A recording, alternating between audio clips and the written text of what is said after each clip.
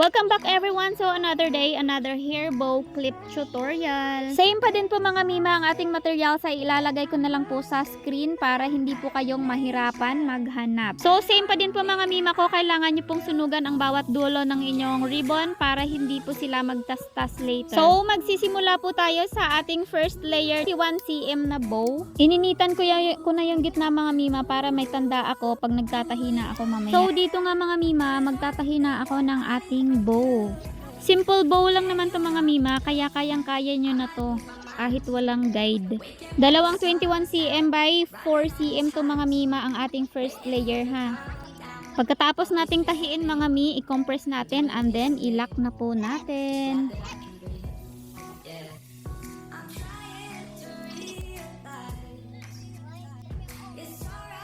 Next naman po ay itong isa natin, yung nakapatong sa itaas. Ito siya mga mima ko. Kung hindi nyo alam kung paano to gawin, sundan nyo na lang yung video ha. Hindi ko na siya bibilisan para makuha nyo po. Mas maigi po dito ay gumamit kayo ng pin para hindi ho gumalaw yan at masentro nyo talaga siya. At hindi siya tabingi mamaya. Parang ganyan po sa ginawa ko. Nakapin. Same pa din po, tahi and then lock na natin mga mima. Ayan po, and then ididikit na po natin. Dikit ko lang siya ha. Diyan po ay dinidikit ko na lang. So ganyan mga mima. Ayan na po yung itsura niya. Ayan, cute. Next naman po ay magkakabit na tayo ng braided. Mga mima, yung braid nito ba, ihihiwalay ko na lang yung tutorial ng braid. Gawa ng sobrang haba na po ng magiging video natin pag ilalagay ko pa. Ang hirap kasi medyo matagal kasi magtastas and then mag-braid pa, kaya hahaba na talaga siya lalo. Next naman po ay ang paglalagay natin ng ating 1 cm by ilang cm ba to? Nandun yun sa ating description ha. Ganyan siya mga mima para hindi po maano yung kanyang tastas. Ayun sa kanyang buhok-buhok para hindi ho kumalat. Ayan, ganyan po siya. And then idikit na din natin yung ating clip.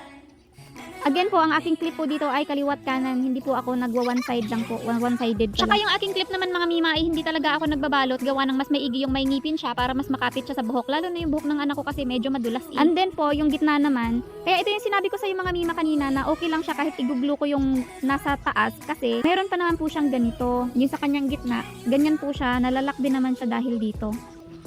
So ganyan mga mima ko ha. Ganyan po ako maguglo. 3 beses ko silang ginuglo.